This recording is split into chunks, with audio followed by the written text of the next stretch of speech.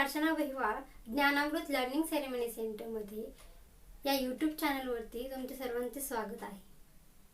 तर आज आपण फिगर ऑफ स्पीच हा जो ग्रामरचा जो की भाग आहे तो आपण शिकणार आहोत. फिगर ऑफ स्पीच हा इयत्ता 10वी 12वी आणि कॉम्पिटिटिव्ह एक्झाममध्ये ह्या ग्रामरच्या टॉपिकवरती काही क्वेश्चन्स विचारले जातात. जे कवितेतील ज्या ओळी असतात त्याच ओळी आपल्याला कोणता अलंकार आहे किंवा identify the figure of speech अशा प्रकारचे काही क्वेश्चन्स येत असतात. तर ते क्वेश्चन सॉल्व करण्यासाठी आणि महत्त्वाची गोष्ट म्हणजे की फिगर ऑफ स्पीच आपण कशा प्रकारे ओळखू शकतो, कोणत्या पद्धतीने आणि कोणत्या शब्दावरून आपण ते ओळखू शकतो, तर हे आपण या व्हिडिओमध्ये शिकणार आहोत. तर सुरुवातीला आपण जाणून घेऊयात की फिगर ऑफ स्पीच म्हणजेच काय. की फिगर ऑफ स्पीच याची व्याख्या आपण काय करू शकतो, डेफिनेशन याची काय होऊ शकते. तर फिगर ऑफ स्पीच म्हणजे भाषेमध्ये अलंकारिक, अर्थपूर्ण आणि चमत्कृतीपूर्ण जे शब्द वापरले जातात त्याच शब्दांना आपण अलंकार असं म्हणत असतो.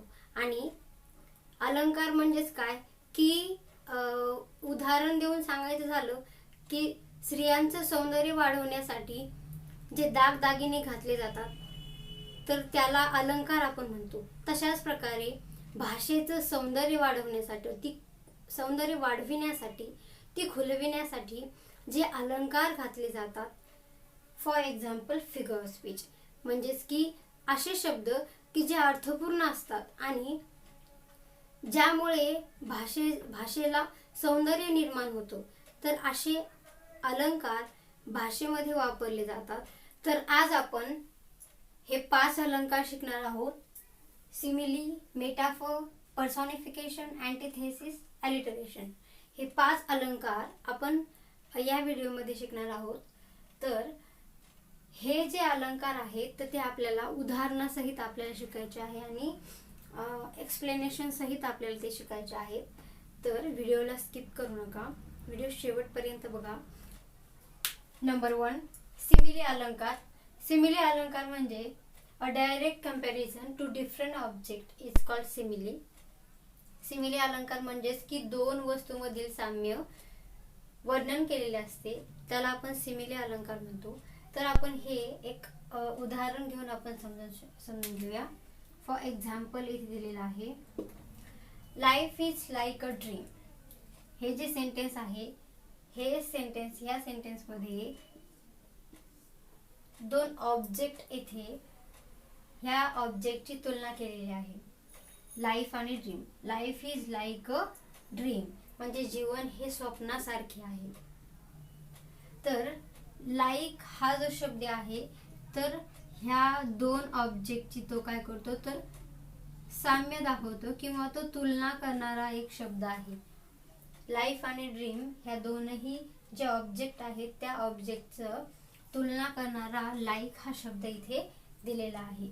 मग ज्यावेळेस सिमिली अलंकार किंवा सिमिली अलंकाराचे जे वाक्य येत असतात तर ते आपल्याला ओळखायचे असतात.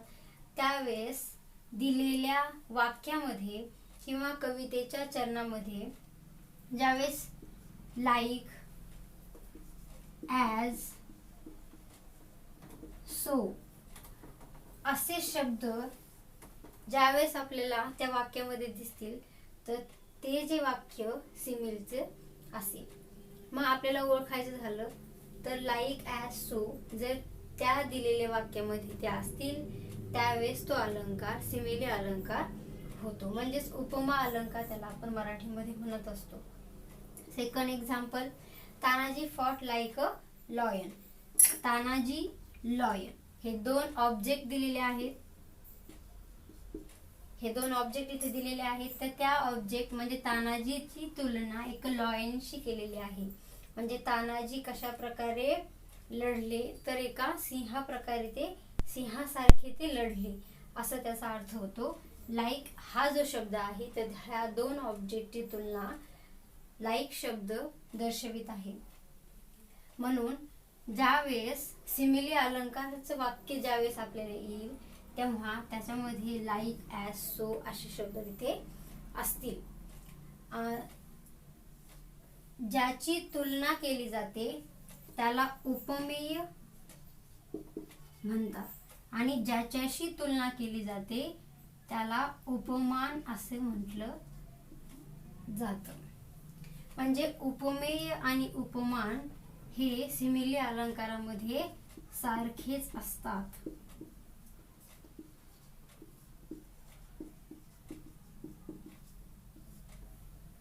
तर अशा प्रकारे सिमिली अलंकार आपण समजून घेतला. त्यानंतर नेक्स्ट घ्यायचा आहे आपल्याला मेटाफोर. मेटाफोर म्हणजे रूपक अलंकार.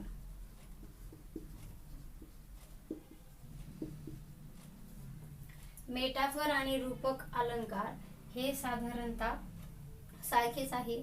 फक्त उपमा अलंकारामध्ये दोन ऑब्जेक्टशी कंपॅरिझन केलं जातं, परंतु रूपक अलंकारामध्ये तसं न होता दोन जे ऑब्जेक्ट असतात तर ते अभिन्न असतात.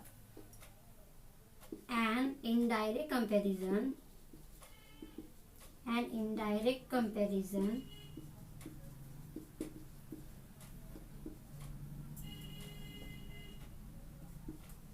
between two different objects.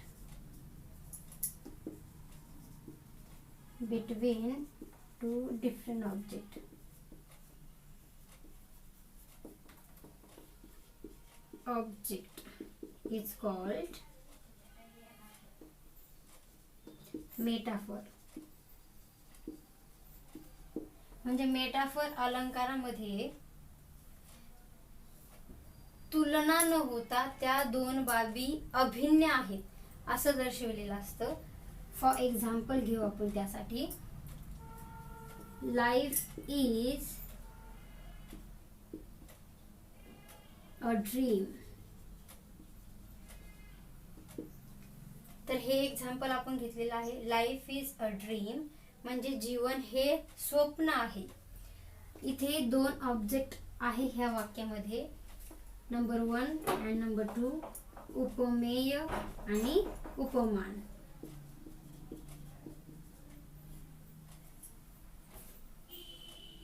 जीवन आणि ड्रीम. तर हे जे वाक्य आहे तर ते म्हणजे दोन ऑब्जेक्ट हे कंपॅरिझन याची तुलना न होता ते अभिन्न असल्याचे इथे आपल्याला दिसते. म्हणजेच मेटाफोर म्हणजे रूपक अलंकारामध्ये त्या दोन ज्या बाबी असतात त्या दोन बाबी वेगळ्या नसून त्या एकच आहे असं इथे दर्शवलेलं असतं. Second example of metaphor, my mother is goddess. म्हणजे माझी आई ही देवीच आहे असा इथं अर्थ होतो. म्हणजे हे दोन जे ऑब्जेक्ट आहे I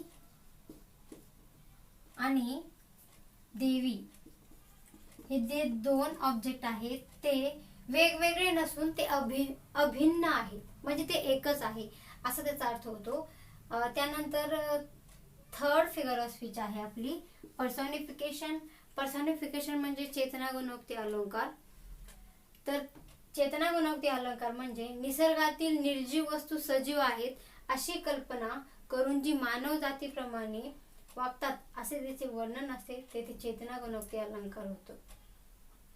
for example, o tree my tree help me. चेतना गुणोक्ती अलंकारामध्ये म्हणजे निर्जीव वस्तू ह्या सजीव आहेत असं वर्णन केलेलं असतं. त्यावेळेस तो अलंकार चेतना गुणोक्ती अलंकार असा होत असतो. आता फॉर एक्झाम्पल घेऊन आपण समजून घेऊया. O tree my dear tree help me. म्हणजे मदत करणं हा जो गुण आहे तो मानवाचा आहे, परंतु हा गुण ट्रीला इथे दिलेला आहे. म्हणून हा अलंकार पर्सोनिफिकेशन म्हणजे चेतना गुणोक्ती अलंकार होतो. Number 2, stars dance in the sky. म्हणजे डान्सिंग किंवा नृत्य करणं हा जो गुणधर्म आहे तो मानवाचा आहे आणि तो स्टारला दिलेला आहे. म्हणजे चांदण्यांना तो दिलेला आहे असं हे उदाहरण आहे. त्यानंतर example number 3, the Apple tree sed. म्हणजे ॲपल ट्री म्हणाले, सेड म्हणाले. आता म्हणणे बोलणे हा जो गुणधर्म आहे तो मानवाचा आहे आणि इथे कोण बोलतंय तर एक झाड बोलत आहे. म्हणजे झाड बोलू शकतं का तर नाही, परंतु इथे झाड बोलत आहे अशी कल्पनात्मक सांगितलेला आहे. म्हणून हा जो अलंकार आहे तो पर्सनिफिकेशन म्हणजे चेतना गुणोक्ती अलंकार तो होतो. फॉर फिगर ऑफ स्पीच अँटिथेसिस म्हणजे विरोधालंकार. अँटिथेसिस याचाच अर्थ आहे विरोधालंकार. विरोधालंकार म्हणजेच की दोन विरोधी कल्पना किंवा दोन विरुद्धार्थी शब्द ज्या वाक्यामध्ये असतात त्या वाक्यामध्ये विरोधालंकार होत असतो. For example, she comes and goes. इथे एक्झाम्पल दिलेला आहे. जर आपल्याला अँटिथेसिस हा अलंकार ओळखायचा असेल तर त्यावेळेस खूप सोपं आणि साधी बाब म्हटलं की त्या वाक्यामध्ये दोन विरुद्ध कल्पना असतात किंवा दोन विरुद्धार्थी शब्द असतात. त्यावरून आपण जर दोन विरुद्धार्थी शब्द असतील, कल्पना असतील तर तो अलंकार विरोधालंकार होत असतो. इथे बघा, शी कम्स अँड गोज म्हणजे कम्स येणे आणि जाणे, ती येते आणि जाते. याचाच अर्थ काय होतो की म्हणजे येणे आणि जाणे हे विरुद्ध शब्द झाले. तर म्हणून हा अलंकार कोणता होतो तर अँटिथेसिस हा अलंकार होतो. Second number, control and cleanly night and day. तर ह्या वाक्यामध्ये नाईट अँड डे, नाईट म्हणजे रात्र आणि डे म्हणजे दिवस, अशा प्रकारे हे दोन विरुद्धार्थी शब्द आलेले आहेत. म्हणून हा सुद्धा अँटिथेसिस अलंकार होतो. Number 3, ghost, angel, fire and snow, soft and thick. ह्या ज्या कवितेच्या ओळी आलेल्या आहेत तर ह्या ओळींमध्ये विरुद्धार्थी शब्द आलेले आहेत. घोस्ट म्हणजे भूत, एंजल म्हणजेच देव, फायर स्नो, फायर म्हणजे आग, स्नो म्हणजेच बर्फ, सॉफ्ट थिक मऊ जाड. अशा प्रकारे काय होतं की विरुद्धार्थी शब्द त्या संकल्पनेमध्ये, त्या चरणामध्ये, त्या वाक्यामध्ये येत असतात. त्यावेळेस अँटिथेसिस अलंकार होत असतो. Figure of speech number 5, ॲलिटरेशन. ॲलिटरेशन म्हणजे अनुप्रास अलंकार. अनुप्रास अलंकारामध्ये ज्यावेळेस एकाच वाक्यामध्ये शब्दाच्या किंवा वाक्याच्या सुरुवातीला जे अक्षर असतं, जे लेटर असतं ते पुन्हा पुन्हा अक्षराची पुनरावृत्ती झालेली असते, त्यावेळेस त्याला ॲलिटरेशन अलंकार आपण म्हणत असतो. वाक्यात, चरणात, शब्दाच्या आरंभी एकाच अक्षराची पुनरावृत्ती झाल्यामुळे अनुप्रास हा अलंकार होत असतो. For example, head, heart and hand, do the year to be. इथे दिलेलं जे एक्झाम्पल आहे त्यामध्ये आपल्याला दिसत आहे की जे अक्षर दिलेले आहेत किंवा जे वर्ड्स दिलेले आहेत तर त्या वर्ड्सची जी सुरुवात आहे तर ती एच या लेटरने झालेली आहे. एकच letter H, head, hurt, hand, अशा प्रकारे जे वर्ड्स आलेले आहेत तर त्याची सुरुवात सेम लेटरने झालेली आहे. म्हणजे एकच लेटर पुन्हा पुन्हा त्याची पुनरावृत्ती प्रत्येक शब्दामध्ये झालेली आहे. त्यावेळेस त्याला अनुप्रास हा अलंकार होतो. म्हणजे 2 किंवा 3 वेळेस ते शब्दाचं पुनरावृत्ती होत असते, लेटरची पुनरावृत्ती झालेली असते, त्यावेळेस त्याला अनुप्रास अलंकार म्हणत असतो. Second example, my mother make me study hard. इथे तसंच माय चा पहिलं जे लेटर आहे ते यम आहे, मदर या शब्दाचं पहिलं लेटर आहे ते यम आहे, मेक या शब्दाचं पहिलं लेटर ते यम आहे आणि मी या शब्दाचं लेटर सुद्धा यम आहे. म्हणजे इथे ज्यावेळेस शब्दाच्या आरंभी म्हणजे अक्षराच्या सुरुवातीचं जे लेटर आहे तेच पुन्हा पुन्हा त्याची पुनरावृत्ती वाक्यामध्ये झालेली असेल तर त्यावेळेस ॲलिटरेशन हा अलंकार होत असतो. Question number example number 3, our teacher told a tale of a tiger. Teacher या शब्दाचं same letter T, told T, tale या शब्दाचं लेटर आहे टी आणि टायगर या शब्दाचं लेटर आहे टी.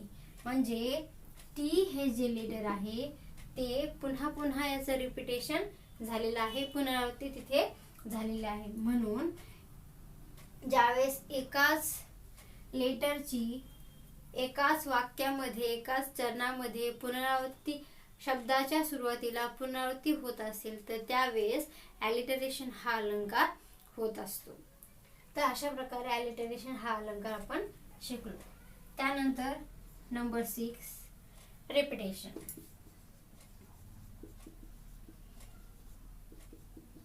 म्हणजे पुनरावृत्ती अलंकार.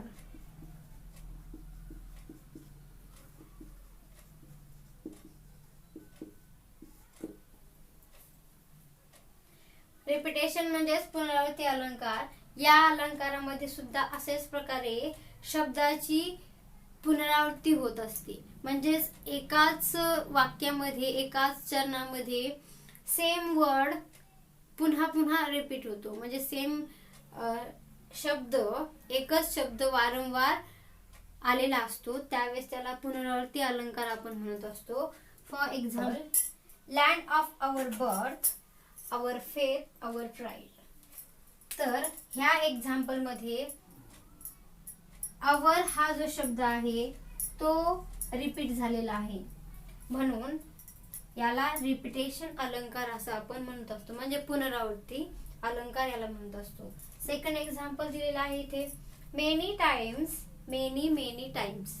म्हणजेच मेनी हा शब्द आहे किंवा मेनी टाइम्स हा जो शब्द आहे तो वारंवार रिपीट झालेला आहे, वारंवार त्याची पुनरावृत्ती वाक्यामध्ये झालेली आहे त्यावेळेस त्याला रिपिटेशन अलंकार आपण म्हणत असतो. अशा प्रकारे आपण या फिगर ऑफ स्पीच शिकलेलो आहोत. So friends, Dnyanamrut learning ceremony center या यूट्यूब चॅनलवर जर तुम्ही नवीन असाल तर प्लीज चॅनलला सबस्क्राईब करा, लाईक करा, शेअर करा आणि कमेंट बॉक्समध्ये व्हिडिओ कसा वाटला ते कमेंट